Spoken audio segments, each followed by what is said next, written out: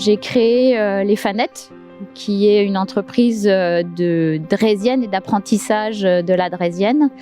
Voilà, la draisienne, c'est un vélo sans pédale. Actuellement, il en existe dans le commerce pour les petits, jusqu'à à peu près 5 ans, mais au-delà, il n'y en existe pas.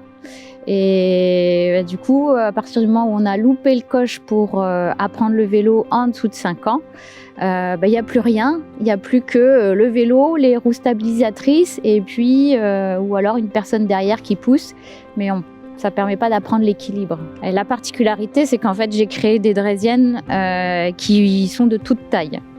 Comme ça permet d'apprendre à tous les âges et surtout, ça permet d'apprendre aussi à des personnes en situation de handicap.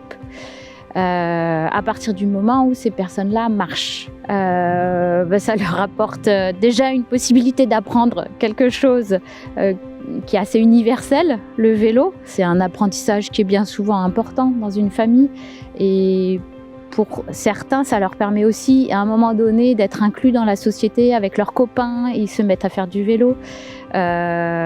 Pour d'autres, ça leur permet d'avoir un moyen supplémentaire pour se déplacer, d'avoir le plaisir de découvrir un outil avec des sensations.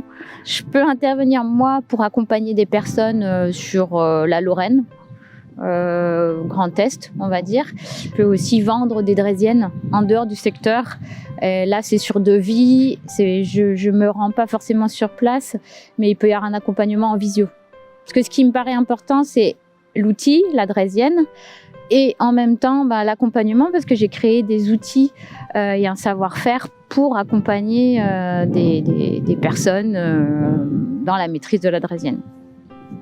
J'ai avant tout fait ça pour favoriser l'apprentissage chez des personnes qui étaient en situation de handicap.